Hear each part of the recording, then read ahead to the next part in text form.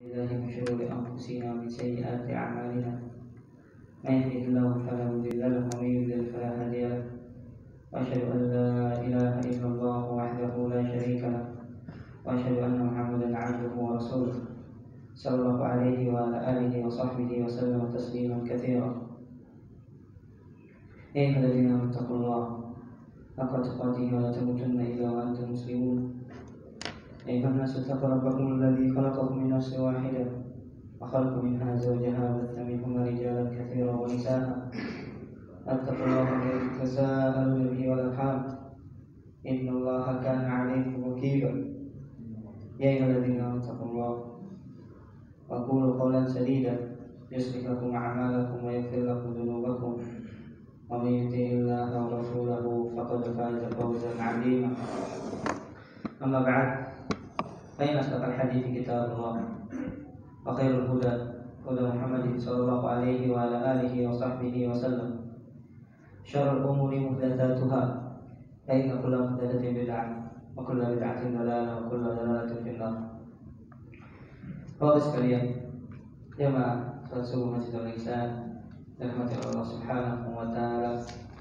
Alhamdulillah, segala puji bagi Allah Subhanahu wa taala atas segala nikmat Allah Subhanahu wa taala berikan kepada kita hingga Allah Subhanahu wa taala kembali mempertemukan kita di masjid yang semoga Allah Subhanahu wa taala berkahi ini dalam rangka menuntut ilmu, dalam rangka membaca hadis-hadis Nabi sallallahu alaihi wa alihi wasallam.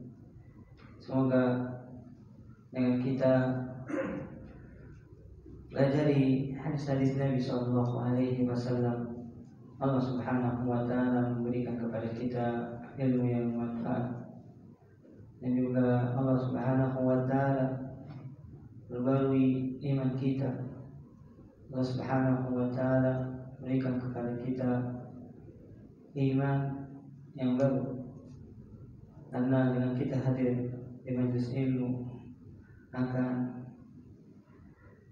teringat yang telah lupa, akan tersadar dari kelalaian yang mungkin terjadi dalam kehidupan kita.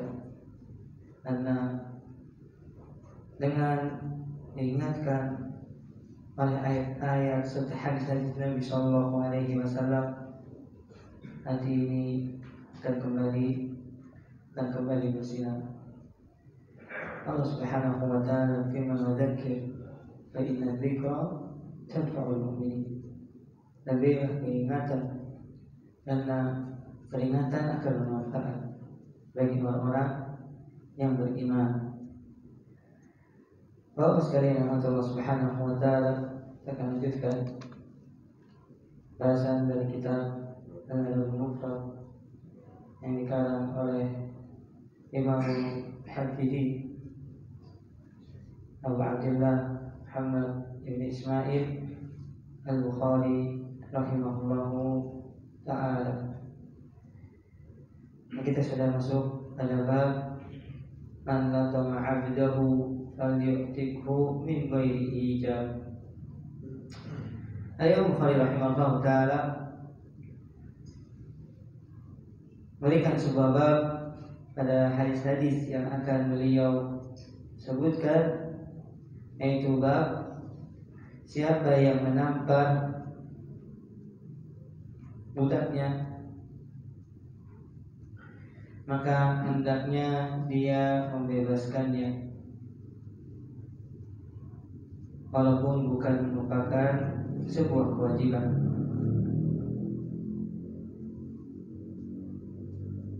Imam Bukhari rahimahullah ta'ala memberikan bab bagi siapa yang pernah menampar budaknya,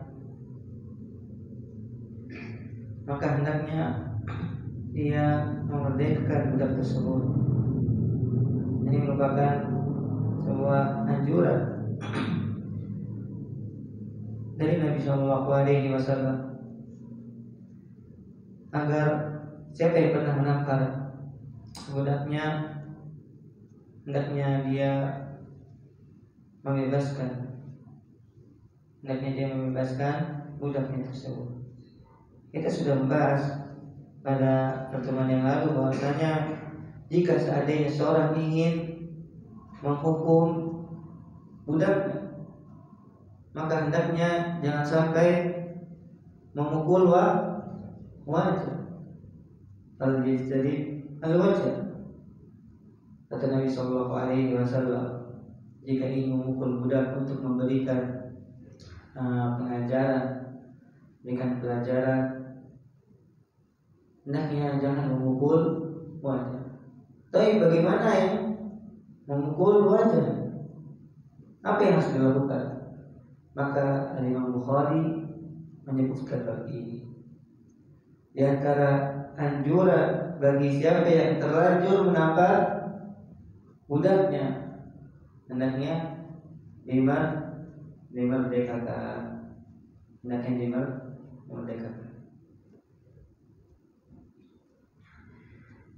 Imam Bukhari rahimahullah taala meriwayatkan ada sekitar 5 hadis yang berkaitan dengan pembahasan kita kali ini. Beliau meriwayatkan dari gurunya, qala hadatsana Adam bin Abi Iyas, salah seorang gurunya Imam Bukhari yang fiqh. Qala hadatsana Syu'bah ibn al-Hajjaj al-Bistami, salah seorang imam. Qala hadatsana Husain qala sami'tu Hilal bin Yasaf yaqul kunna nabi'ul Bazza fi dari Suwaid ibn Muqarrib فخرجت جارية فقالت لرجل شيئا فلطمها ذلك الرجل فقال له سويد بن مقرن ألا تبتع وجهها لقد رأيت نساء سبعة وما لنا إلا خادم فلطمها بعدنا فأمره النبي صلى الله عليه وسلم أن يعتقها. Imam Bukhari rahimahullah taala meriwayatkan hadis sampai kepada Hilal bin Yasaf. Hilal bin Yasaf ini salah seorang tabi'in. Suatu hari kami sedang jual beli albaz. Albaz itu adalah sejenis gandum, yaitu di pasar. Maka ada seorang wanita, yaitu budak wanita, berkata kepada salah seorang sesuatu yang membuat majikannya ini itu marah, dia marah sekali. Maka ditamparlah budak wanita tersebut oleh laki-laki. Nanti disebutkan laki-laki ini adalah anaknya Suwaid ibn Muqarrib, salah seorang sahabat yang mulia. Maka Suwaid ibn Muqarrib radhiyallahu taala anhu mengatakan kepada anaknya tersebut, ala qamta wajhaha, engkau menampar wajahnya. Sungguh aku pernah dahulu bersama 7 orang, mungkin saudara-saudaranya atau kenalannya. Bertujuh ini tidak memiliki kecuali 1 budak.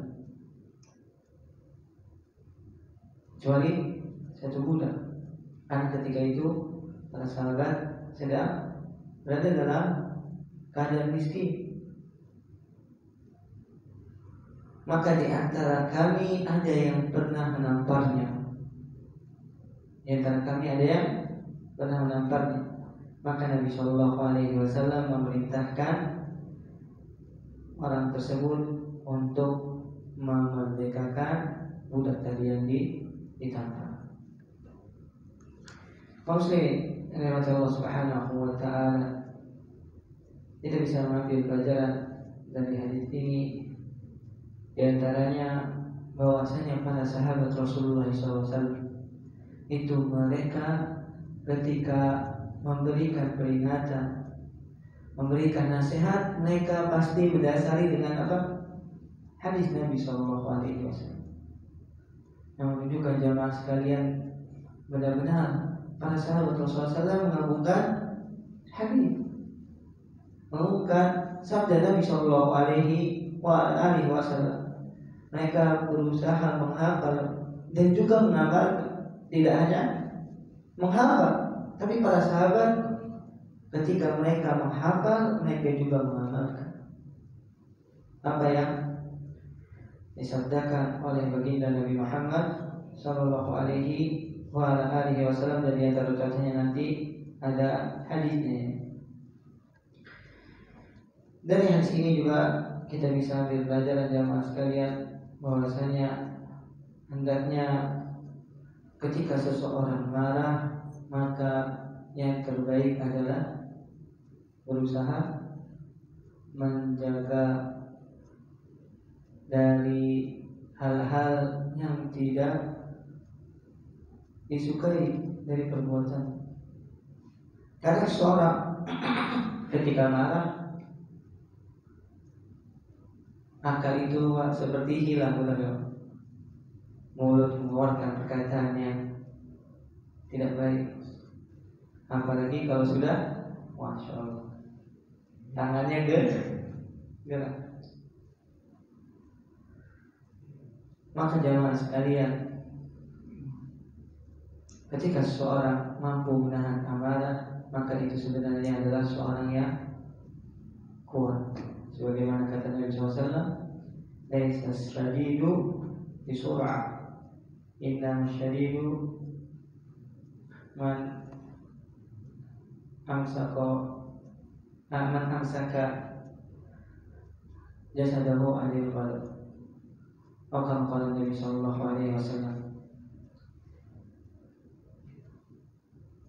orang yang kuat, surah itu orang yang jago bulat. Itu bukan kata Nabi SAW adalah orang yang kuat.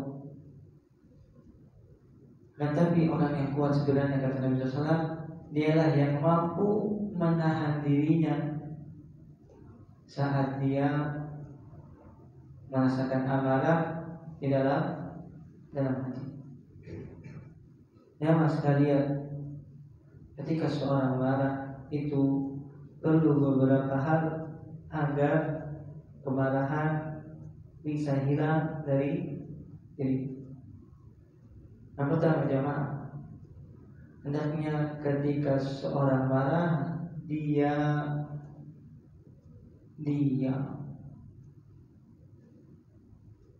apa jamaah? Dia. Kemudian yang kedua, dia membaca ta'awudz.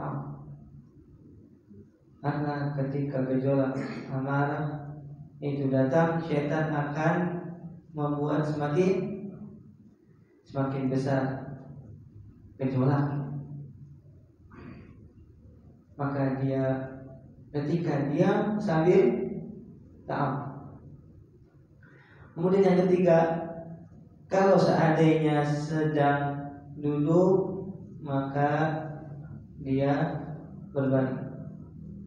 Kalau seandainya sedang berdiri, maka dia duduk, yaitu merubah posisinya. Karena dengan merubah posisi, tentu apa yang akan dilakukan setelah posisi itu berubah lebih sulit. Kalau misalnya sedang duduk, dia tiduran, dia akan mau bangkit lagi susah, benar. Itu akan membantu dia untuk melegakan amarah yang ada di hati. Kemudian jamaah, kalau seandainya berubah posisi masih saja ada kemarahan, apa yang dilakukan jamaah? Ambil air wudu. Karena saat itu orang sedang naik darahnya. Hanya kalau digambarkan orang yang marah itu seperti terbakar dengan air wudhu, maka akan membuat kembali tenang. Sebagaimana api ketika disiram oleh air akan padam. Begitu juga amal ketika badannya dibasuh dengan air wudhu, maka insya Allah akan membantunya untuk menghilangkan panas atau gejolak yang ada di dalam hati. Kalau belum juga jamaah, baik sholat. Yang kelima, melaksanakan sholat. Dan jamaah kalau sudah sholat, insya Allah akan hilang benar-benar kemarahan dalam hati. Kenapa jamaah? Jika orang marah, maka akan terjadi penyesalan setelahnya. Kalau seandainya yang ucapan ketika dia marah dengan istrinya bisa keluar talak, hingga setelah keluar talak tersebut pengen kembali dulu. Padahal cuma dikasih kesempatan 3 kali. Jamaah sekalian yang Allah Subhanahu wa ta'ala, tidak ada seorang yang melampiaskan amarahnya bukan dalam hal yang diridai oleh Allah Subhanahu wa ta'ala, kecuali pasti menyesal. Entah dari ucapan yang dia keluarkan atau dari perbuatan yang dia lakukan ketika dia sedang marah. Maka jemaah sekalian yang dirahmati Allah Subhanahu wa ta'ala, hendaknya seseorang itu berusaha menahan dirinya saat amarah sedang bergejolak. Dalam hadis disebutkan keutamaan orang yang bisa menahan amarah. Apa jemaah? Kata Nabi SAW, la taghdab wa la tahzan. Ini biasanya dihafal anak-anak TK. Pendek tapi kalau dipakai, terutama bagi orang yang sudah dewasa, kebaikan yang didapatkan. Jangan marah bagimu surga. Sedikit nampaknya tapi sangat bahagia orang yang bisa melakukan. La taghdab wa la tahzan. Janganlah kau marah bagimu surga. Tahan aja. Allah Subhanahu wa ta'ala akan masukkan kau ke dalam surga. Anda jadi ingat Al-Imam Bukhari. Siapa? Al-Imam Bukhari. Al-Imam Bukhari, jemaah sekalian, ketika berada di perpustakaannya, dan kita tahu kalau seorang ulama itu tempatnya banyak sekali buku-buku yang berserakan. Ada barang ini, barang itu di bagian rumahnya, di bagian perpustakaan. Maka dia memanggil salah seorang budak perempuan. Dia dipanggil, ingin masuk, ingin mendekati Al-Imam Bukhari, jamaah. Itu dia nggak mendapatkan jalan. Di barang-barang itu berserakan, susah kalau jalan itu harus melangkah cari tempat untuk bisa memijakkan kaki. Dan saat berjalan tidak sengaja jamaah kena botol tinta. Jadi tintanya tumpah dan menimpa beberapa barang Al-Imam Bukhari. Maka Al-Imam Bukhari mengatakan, kok bisa begitu? Hati-hati dong kalau jalan. Maka kata budaknya tersebut, wahai imam, gimana anda bisa hati-hati, ini barang berserakan di mana-mana. Harusnya antum yang beresin dulu, jangan marah ke anda dulu. Ini barang kemana-mana, anda mau langkahnya susah. Apa yang dilakukan oleh Imam Bukhari jamaah? Dibilang begitu sama, udah, engkau bebas atas nama Allah Subhanahu wa Ta'ala. Jamaah sekalian, itulah kenapa beliau menjadi imam. Beliau tidak hanya meriwayatkan hadis, ya, tapi apa? Beliau benar-benar mempraktikkan. Ada muridnya mengatakan, wahai imam, itu budakmu telah membuat koma. Padahal dia yang salah. Maka kata Imam Bukhari, apa yang dia katakan dengan aku membebaskannya, itu yang membuat aku ridho. Gimana jawab? Itulah kenapa para ulama salaf terdahulu Allah Subhanahu wa Ta'ala jadikan mereka panutan. Hadis yang mereka riwayatkan, mereka juga amalkan. Dan anak juga sering mengulang bahwasannya jemaah sekalian yang Allah Subhanahu wa Ta'ala ahlu sunnah. Kenapa dinamakan ahlu sunnah? Mereka yang menghormati, memuliakan hadis-hadis Nabi SAW dengan mengajarkan, dengan menghafal, dan juga mengamalkan. Jangan seseorang mengatakan saya ahlu sunnah, tapi hanya sebuah khazan pengetahuan tanpa ada amalan yang dia terapkan dalam kehidupan.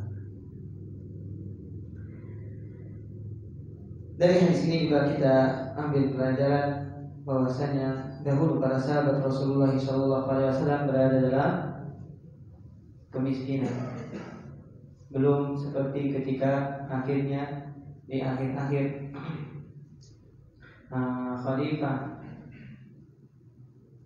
Umar bin Khattab radhiyallahu ta'ala, begitu juga Utsman, para sahabat mulai mendapatkan apa? Dari dunia. Mereka mulai mendapatkan beberapa bagian dari harta rampasan perang. Begitu juga dari jizyah yang dibayar oleh orang-orang kafir. Yang jamaah sekalian kata Allah Subhanahu wa Ta'ala, kita juga bisa belajar bahwa dunia ini Allah Subhanahu wa Ta'ala mudah untuk memutarbalikkan. Yang tadinya miskin, maka kita ketahui ada orang yang tiba-tiba menjadi kaya. Walaupun ada kayanya yang benar-benar kaya, ada yang lagi ramai apa Pak Crazy Rich ya, tiba-tiba kaya ternyata menggelapkan uang. Itulah dunia jamaah.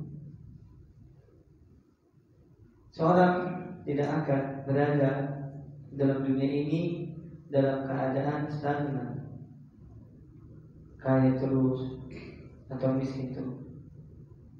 Kebanyakan dari manusia itu keadaannya akan berubah.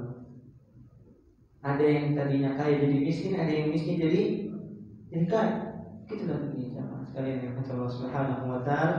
Maka tentu kata Imam Ibnu Jauzi rahimahullah ta'ala, hiasilah seseorang dengan ketakwaan. Ketika dia miskin, bersabar. Ketika kaya, dia bersyukur. Itulah orang yang bertakwa yang akan mendapatkan keberkahan dalam kehidupan dunia dan juga pahala yang besar di dalam kehidupan akhirat. Dari hadis ini juga kita bisa ambil pelajaran jemaah sekalian bahwasanya Nabi SAW memerintahkan seseorang ketika menangkap budaknya untuk memerdekakan, walaupun bukan merupakan sebuah kewajiban, sebagaimana nanti akan disebutkan dalam riwayat yang lain. Baik, kita lanjutkan. Qala rahimahullah taala haddatsana Amr ibn Auf wa Musaddad qala haddatsana Abu Awanah an Firas an Abi Salih an Zadan an Ibnu Umar radhiyallahu taala anhuma qala sami'tu an-nabiy sallallahu alaihi wasallam yaqul man latama 'abdahu aw darabahu haddan lam ya'tihi fa kaffaratuhu itqu.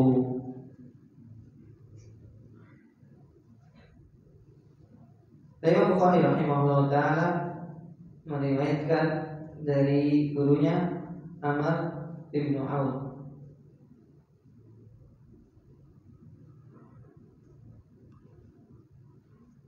Amr ibnu Auf dan Musaddad. Ada yang menarik teman sekalian dari nama gurunya Imam Bukhari yang meriwayatkan hadis ini, yaitu nama Musaddad. Ada yang menyebutkan walaupun para ulama khilaf tentang benar tidak namanya, sebutkan bahwasanya namanya Musaddad itu benar-benar menakjubkan ya, benar-benar menakjubkan karena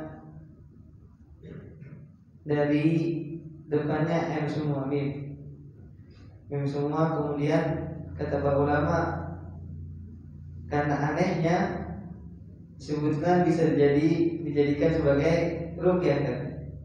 Ini maksudnya apa? Untuk candaan. Karena namanya dengan jamak Musaddad ibnu Musarhad ibnu Musarbal ibnu Mughalbal ibnu Murahbal ibnu Mutaryal ibnu Mutarbal ibnu Arandal ibnu Sarandal ibnu Arandal ibnu Masik ibnu Mustawlid al-Asad. Jadi yang namanya benar-benar sangat menakjubkan. Nama ayahnya, nama kakeknya, nama buyutnya dan ke atasnya itu benar-benar menakjubkan. Nama dari gurunya Imam Bukhari yaitu Musaddad, dan beliau adalah seorang yang thiqah.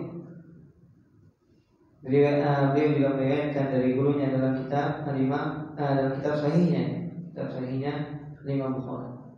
Qala hadatsana Abu Awanah, ini Abu Waddah bin Abdullah al-Yashkuri, seorang yang thiqah, an Firas an Abi Salih bin Zakwan Salman an Zadan an Ibnu Umar, dari Abdullah bin Umar radhiyallahu taala anhuma. Qala sami'tu an-nabiy sallallahu alaihi wasallam yaqul, aku mendengar Nabi sallallahu alaihi wasallam berkata, barang siapa yang menampar hambanya atau memukul dengan pukulan yang tidak pantas, budak tersebut mendapatkan perkara yang mungkin remeh atau perkara yang sederhana, namun karena sang majikan sedang marah akhirnya dipukul sang budak, maka kafaratnya hendaknya dia membebaskan budak tersebut. Dari hadis ini kita bisa ambil pelajaran jamaah sekalian bahwasanya kafarat orang yang memukul budak atau menamparnya hendaknya dia memerdekakan.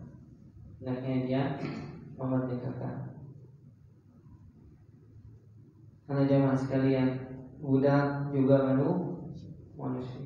Apalagi budaknya seorang muslim atau seorang muslim. Hendaknya seorang tidak semena-mena, tidak seenaknya karena dia seorang majikan, budaknya tersebut dia lakukan apa yang dia inginkan, dia pukuli atau dia tampar atau dia hina. Padahal jamaah sekalian, Allah Subhanahu wa ta'ala, Allah Subhanahu wa ta'ala lebih mampu melakukan kepada hamba-hamba dari hukuman serta siksa maka bertakwalah kepada Allah Subhanahu wa taala.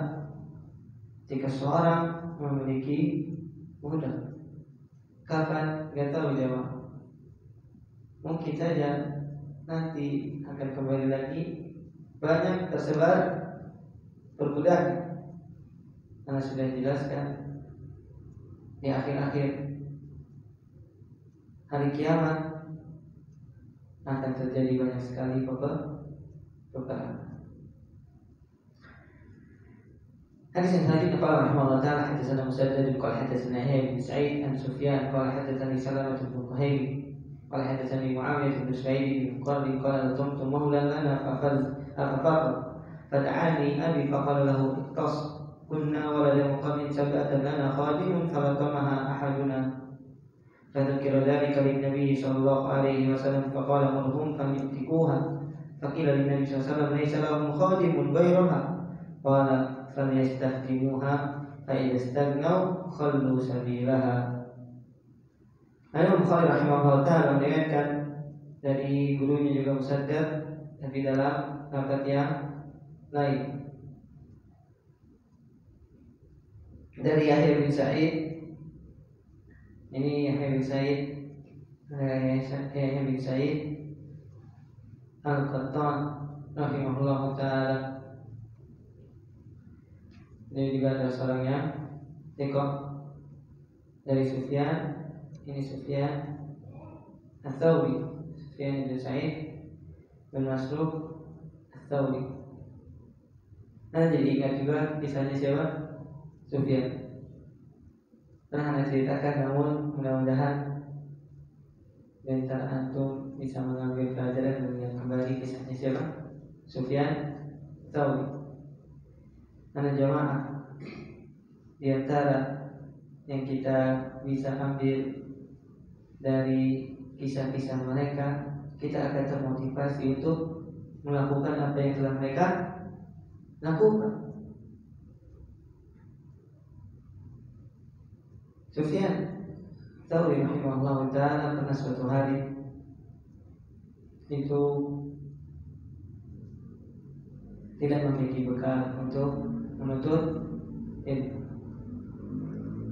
Maka beliau akhirnya numpang jemaah, kalau bahasa Bekasinya nebeng. Jika ingin pergi ke sebuah tempat, karena lupa salah satu tempatnya, maka dia datangi kafilah. Kafilah itu sekumpulan orang yang melakukan safar. Sufyan Ats-Tsauri rahimahullah ta'ala akhirnya melamar menjadi pembantunya. Lihat bagaimana aizahnya seorang penuntut ilmu. Dia tidak meminta-minta, tapi agar bisa berangkat ke sebuah daerah dan mendapatkan perbekalan atau kecukupan untuk nafkahnya, maka dia menjadi pembantu. Anak ikut kafilah antum dan anak melamar jadi pembantu. Hanya untuk apa jemaah? Hanya untuk mencari hadis Nabi Sallallahu Alaihi Wasallam. Insyaallah jamaah, kita duduk di sini kita bisa mendapatkan berapa hadis jamaah? Hadis sekarang hadis ke 3. Seolah-olah kita masya Allah mudah kayaknya, datang dari rumah, habis sholat duduk, dan dapat kita hadis Nabi. Ada para ulama terdahulu jamaah, mereka bisa mendapatkan hadis, ternyata tidak semudah yang kita bayangkan. Tapi bagaimana semangatnya jamaah dengan kita? Tinggal hadir mendapatkan hadis. Sudah gitu masya Allah, nggak ada yang jalan kaki, Pak. Ada yang jalan kaki tapi rumahnya dekat. Rata-rata pada bawah kendaraan. Kembali lagi kepada kisahnya Sufyan Ats-Tsauri. beliau akhirnya diperbolehkan ikut bersama kafilah tersebut dalam rangka menuju tempat untuk mendengarkan dan menuntut ilmu dari para ulama. Di tengah perjalanan, yang biasa kafilah membangun kemah untuk istirahat. Kemudian Imam Sufyan Ats-Tsauri itu menjadi pembantu, beliau menjadi koki ya. Menjadi apa? Koki. Beliau masakkan buat kafilah tersebut. Ketika dimasakkan, dicoba oleh ketuanya. Biasanya kafilah pasti ada amir yang memimpin. Ketika dirasakan, ternyata jawab rasanya tidak enak. Kemudian dipanggil, siapa ini pembantu? Siapa yang masak? Kata Sufyan, ada. Kata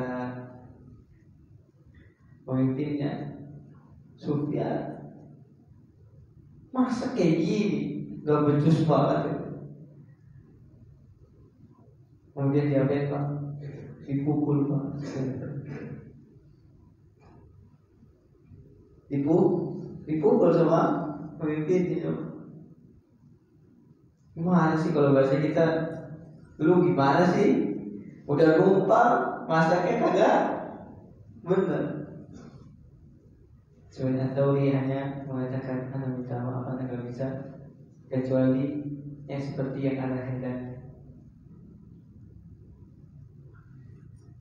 Lanjutkan perjalanan kafilahnya sampai di sebuah tempat yang Sufyan Ats-Tsauri ingin berjalan atau berniat untuk tinggal di tempat tersebut mencari hadis Nabi SAW. Ketika kafilah ini sudah sampai di tujuannya Al-Imam Sufyan Ats-Tsauri, maka para penuntut ilmu dan orang-orang yang mengenal Imam Sufyan Ats-Tsauri itu langsung menghubungi Imam Sufyan.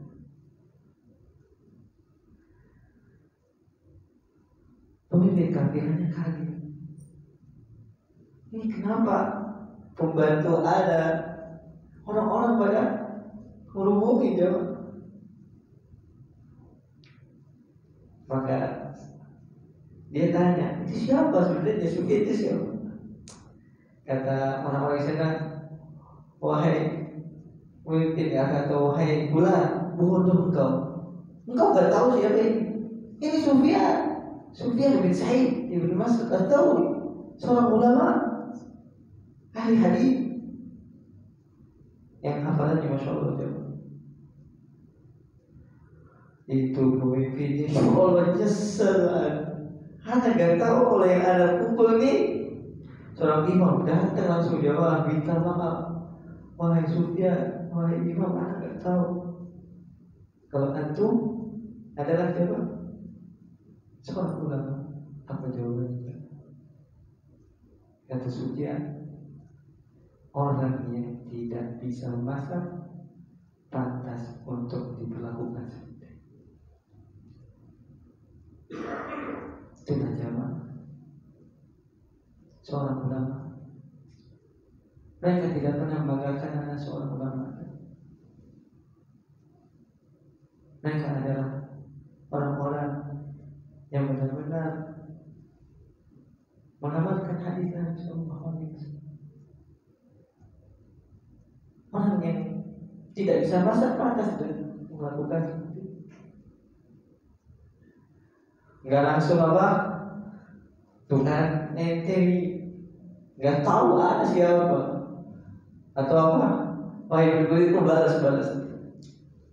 Dan itulah akhlak. Itulah akhlak para ulama yang sepatutnya kita sebagai pengikut salafi hendaknya kita memiliki akhlak sebagaimana mereka memiliki. Telah menceritakan kepada Abu Salamah bin Kuhail dari Muawiyah bin Suwaid. Muawiyah bin Suwaid. Kalau dalam riwayat tadi tidak disebutkan siapa yang menampar ya. Kalau riwayat ini disebutkan jemaah. Jadi yang menamparkan adalah anaknya, yaitu Muawiyah. Qala latumtu maulan lana faqabba. Aku menampar, kata Muawiyah, anak Suwaid, menampar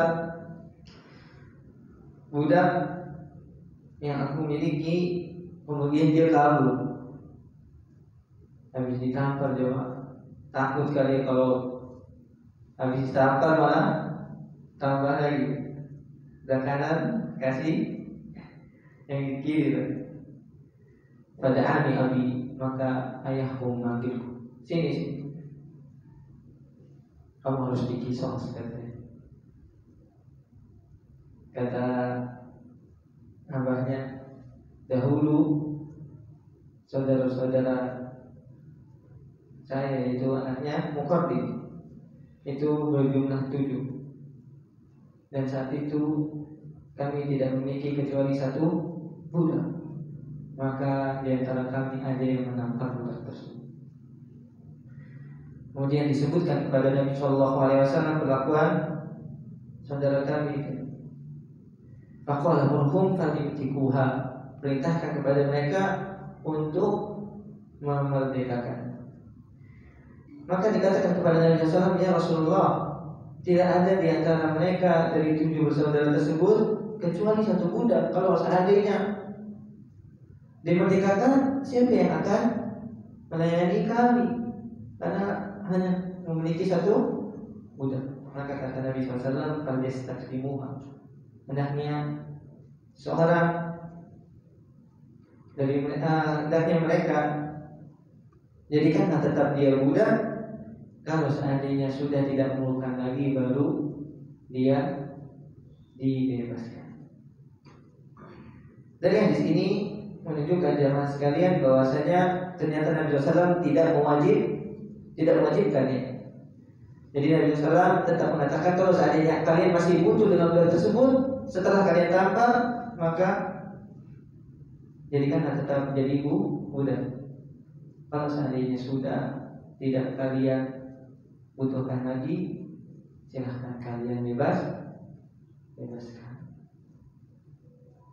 Kata Imam Nawawi rahimahullah ta'ala bahwasanya telah sepakat para ulama, siapa yang menampar budak maka tidak wajib membebaskannya, dan tapi merupakan sebuah kafarat atau merupakan sebuah penebus kesalahan ketika dia menampar budak, karena wajah itu tidak boleh untuk ditampar, hendaknya dibebaskan. Dari sini kita bisa ambil pelajaran bahwasanya seorang ayah hendaknya mendidik anak. Jangan sampai dia melihat sebuah kemungkaran di hadapan keluarganya, ayahnya diam saja. Karena menampar budak merupakan kemungkaran. Dan sang ayah memberikan pelajaran kepada anaknya dan membacakan hadis Nabi Sallallahu Alaihi Wasallam. Dari sini juga kita bisa ambil pelajaran jamaah bagaimana seorang ayah seharusnya belajar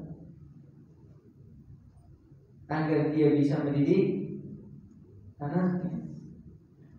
Jamaah sekalian, jangan kita serahkan semuanya kepada guru-guru di sekolah.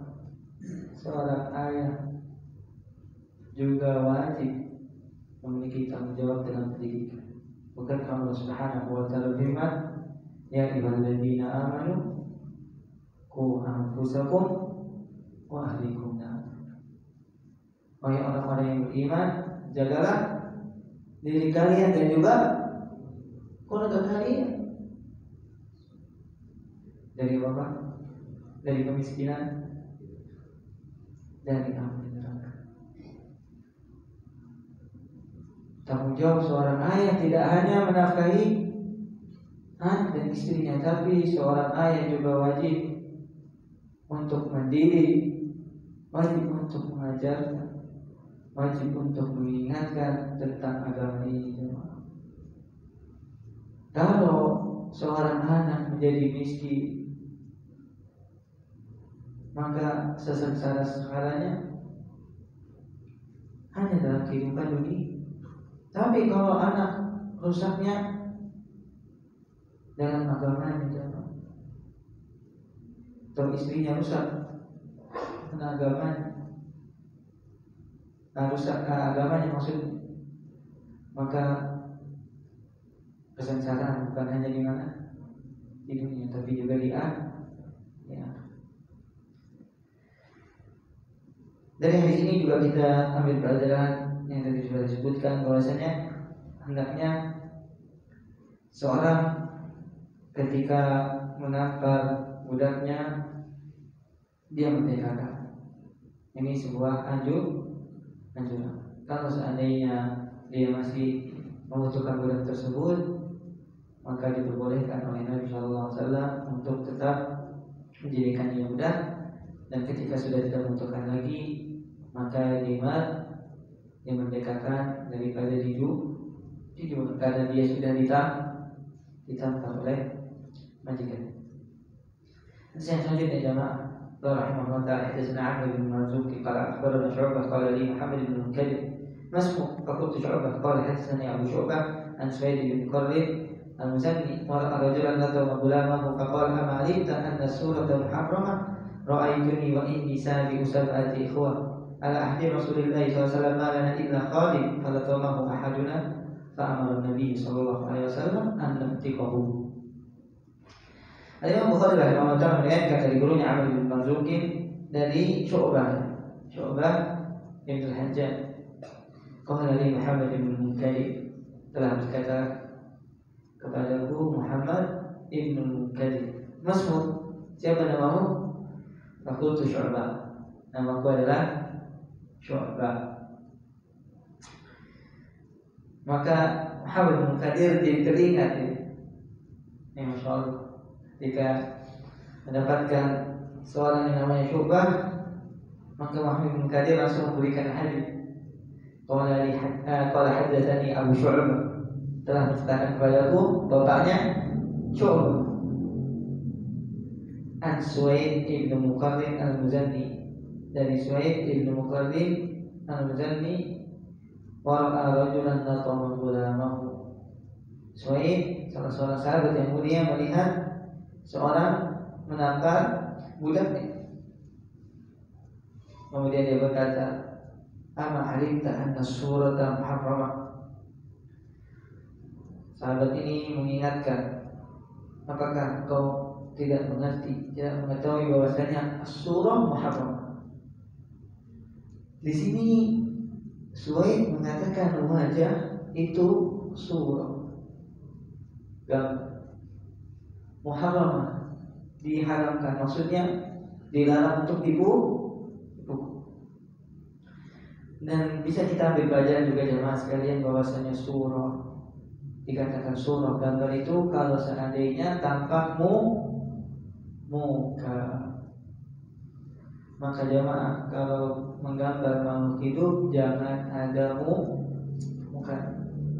Karena sahabat mengatakan surah ketika menganalogikan atau mengkiaskan dengan wajah, atau menyebutkan maksudnya adalah wajah.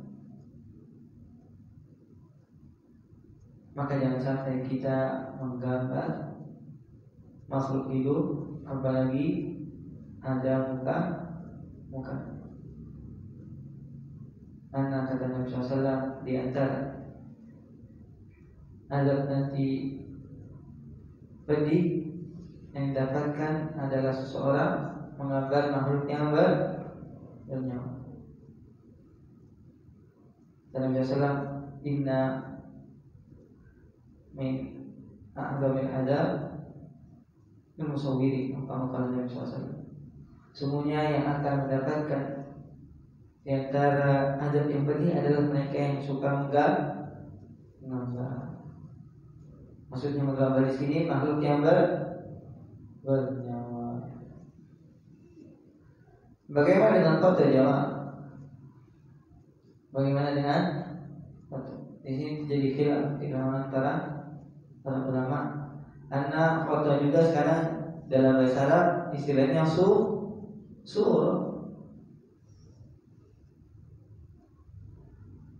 Allah Ta'ala alam. Yang lebih kuat adalah pendapatnya Syekh Muhammad bin Shalih Al-Utsaimin rahimahullah ta'ala. Beliau mengatakan kalau foto itu adalah seperti cermin. Jadi bukan dia hanya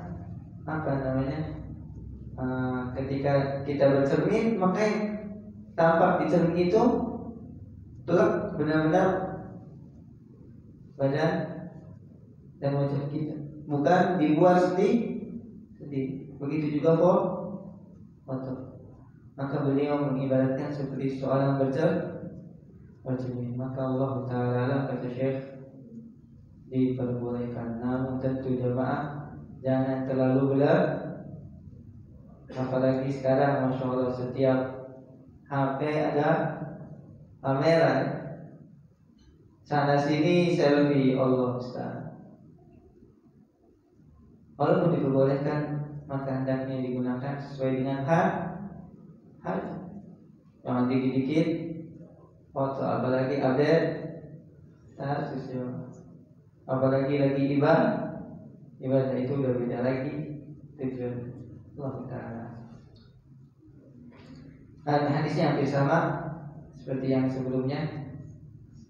Maka Nabi SAW memerintahkan agar memerdekakan budak yang telah ditangkap. Satu lagi hadis jemaah qala rahimahullah ta'ala hadatsana Musa qala hadatsana Abu Awan qala hadatsana Firash an Abi Shalih an Zadan Abi Umar qala kunna inda Ibn Umar faja'a ghulam innahu kana darabahu fakashafta an dhahrihi faqala ayuji'u qala la fa'aqahu thumma rafa'ahu min al-ardi faqala ma li fihi min al-ajr ma yazinu hadha al-'ud faqultu ya Aba Abdurrahman lima taqulu hadha qala sami'tu an-nabiy sallallahu alaihi wasallam yaqul aw qala man daraba manukahu hatta lam ya'tihi aw latama wajhahu fakaffaratuhu an yu'tiqahu.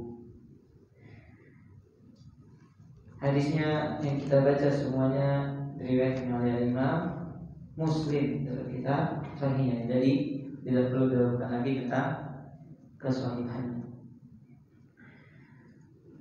Imam Bukhari meriwayatkan dari Musa Tabudaki dari Abu Awanah yang bersama dengan hadis yang pertama dalam bab yaitu Al-Waddah Ibn Abdillah Shukuri hadatsana Firash an Abi Shalih an Zadan Abi Umar.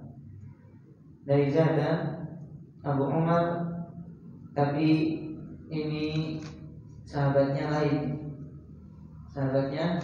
lain, yaitu Abdullah bin Umar radhiyallahu ta'ala anhu.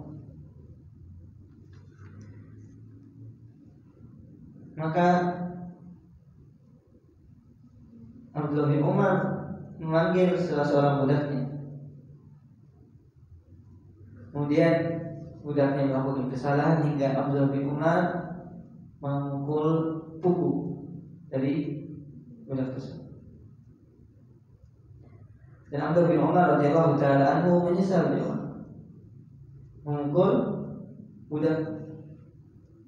Kemudian disuruh budaknya buka punggungnya.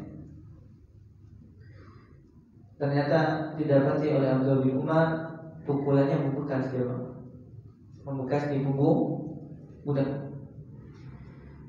Sang budak Abdullah bin Umar bertanya, apakah pukulanku membuat kau sakit?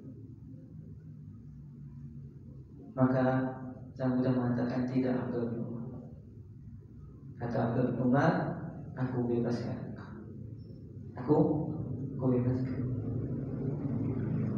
Tsumma rafa'a 'udan min al-ard. Kemudian Abdullah bin Umar mengangkat sebuah ranting dan mengatakan ma li fihi min ajr ma yazinu hadaru. Aku menyangka bahwasanya apa yang telah aku lakukan dari membebaskan budak itu pahalanya tidak seberat ranting ini. Maka aku bertanya, itu Zadat tadi bertanya, ya Abu Abdurrahman, wahai Abu Abdurrahman, lima taqulu hadza? Kenapa engkau mengatakan seperti itu? Abdullah bin Umar mengatakan, aku mendengar Nabi Shallallahu Alaihi Wasallam pernah bersabda, siapa yang memukul budaknya dengan pukulan yang tidak sepantasnya dia pukul, perkaranya sepele tapi membuat seorang memukul budak haddan lam ya'tihi, pukulan atau hukuman yang sebenarnya tidak pantas dia mendapatkan, atau menampar wajahnya, maka kafaratnya adalah dia dimerdekakan. Dan jemaah, kalau kafarat berarti apa? Menghapus kesalahan. Dan kalau menghapus kesalahan ada pahalanya?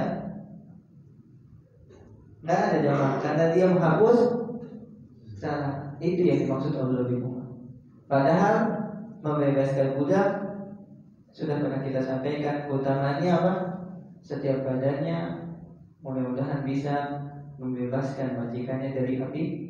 Nah, tapi karena pembebasannya disebabkan tamparan atau pukulan yang tidak pantas didapatkan, maka Abdullah bin Umar menyangka bahwasanya pembebasan budak yang telah dilakukan tidak seberat pahalanya ranting yang telah aku pegang.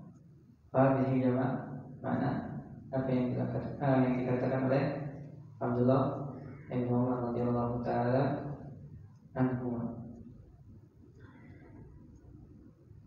Hadis ini kita bisa belajar di antara jamaah bahwasanya Abdullah bin Umar radhiyallahu taala anhuma itu mengingat hadis Nabi sallallahu alaihi wasallam hingga beliau melakukan apa yang diperintahkan oleh Nabi sallallahu alaihi wasallam karena takut akan pertanyaan nanti di hari kiamat. Dan nanti kita akan bahas jamaah pada bab selanjutnya. Kalau seandainya budaknya itu tidak memaafkan, nanti bisa meminta qisas. Kalau tidak di dunia, di mana? Di akhirat. Allah Taala alam. Sallallahu alaihi wasallam Nabi Muhammad wa ala alihi wasallam. Jamaah sekalian, akan mengajak kepada jamaah kalau misalnya ada waktu nanti sekitar jam 5 kurang seperempat yang kita sore ini kita akan bahas kembali bahasan tentang muamalah transaksi jual beli, dan sekaligus kita akan buka bersama. Jadi anak mengajak kepada jamaah sekalian untuk kita bisa bersama-sama hadir dan kita bisa berbuka bersama insyaallah di masjid yang semoga Allah berkahi ini. Hadallahu ta'ala sallallahu alaihi wa ala nabi Muhammad wa ala alihi wasallam. Ada yang mau tanya enggak? Udah, satu aja Pak ya.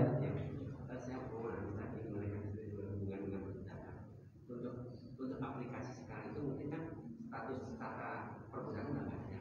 Kita aplikasikan dengan perbudakan di situ di status setara pernah itu apa beda? Nah, sudah pernah sampaikan. Walaupun ini pembahasan budak cukup panjang jemaah, tapi ketika kita mengaplikasikannya, contohnya budak saja tidak boleh dipukul atau semena-mena, apalagi ikatan yang di atasnya seperti beban atau bahkan anak kita atau bahkan istri. Budak saja Allah Subhanahu wa taala dan Rasulnya memerintahkan untuk dimuliakan, dijaga. Jangan karena budak seenak. Apalagi yang di atasnya, yaitu pembantu atau teman atau bahkan keluarga kita, anak-anak kita, atau bahkan istri kita. Sebagaimana ini juga yang diambil faedah dari Ustaz Syafiq hafizallahu ta'ala ketika menyebutkan tentang pembahasan keluarga, dan beliau menukil hadis karena afuan qadim, berapa kali kita harus memaafkan budak. Maka kata Nabi SAW, sab'ina marratan, sehari kita harus memaafkan 70 kali. Itu kepada budak, apalagi kepada anak, apalagi kepada istri. Satu hari 70. Ada nggak sang budak melakukan 70 kali? Kalau kita pikir kayaknya tidak ada. Satu orang 70 kali melakukan kesalahan dalam sehari. Maka hendaknya kita lebih memaafkan, hendaknya kita lebih lapang hatinya, karena seorang laki-laki yang kuat adalah mampu menahan amarah dan mampu memaafkan. Satu kisah kalau jemaah ya, biar ingat lagi, yaitu kisah yang disebutkan oleh Ustaz Syafiq hafizallahu ta'ala tentang bagaimana seorang itu luas hatinya, tapi ini seorang istri jemaah. Jadi di Jeddah, Syafiq hafizallahu ta'ala menukil dari Syekh, salah seorang Syekh, ada seorang suami sedang bertengkar dengan istri. Ini agak nyambung ya. Ketika bertengkar cekcok jamaah, sang suami katakan ditampar istrinya. Tampar istrinya, maka istrinya menangis. Istrinya menangis. Kalau sering dengar kajian keluarga Syafiq, pasti pernah menangis saya. Jika sedang menangis di jamaah, ada yang ngetok pintu rumahnya. Pas dilihat, dia kata siapa? Orang tua istrinya, yaitu mertua dari suami. Kata suaminya, sudah hancur, anak telah menampar istri anak, nangis lagi. Maka apa yang dilakukan sang istri jamaah? Ketika dibuka, masih terlihat bekas tangisan. Orang tuanya bertanya, kenapa wahai anakku kau menangis? Apa jawaban istrinya? Nah, maksudnya putri dari orang tuanya ini, wahai ayah, wahai ibu, anak sedang rindu dengan kalian berdua. Pas banget ketika anak sedang rindu banget, nangis dan kangen, kalian datang kepadaku. Sama suaminya didengar, itu gak kuat jawab. Seorang istri yang Masya Allah, jika sedang menjamu, maka sang suami pamit, jamaah keluar. Dia pergi ke toko emasnya. Dia beli sabuk yang semuanya emas seharga 10.000 real. Baru 10.000 real dikali 4.000, 40 juta ya, 40 juta.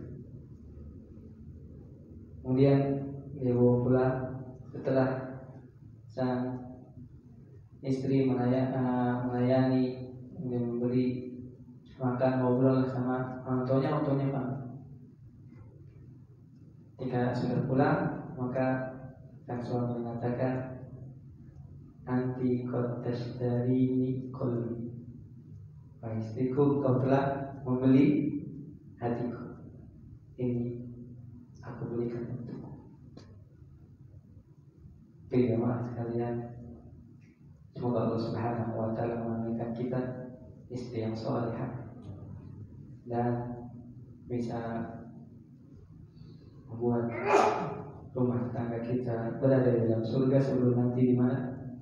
Di akhirat. Sallallahu alaihi wasallam. Nabi Muhammad wa ala alihi wasallam. Subhanallah wa bihamdihi, asyhadu an la ilaha illa anta, astaghfiruka wa atubu ilaik. Assalamualaikum warahmatullahi wabarakatuh.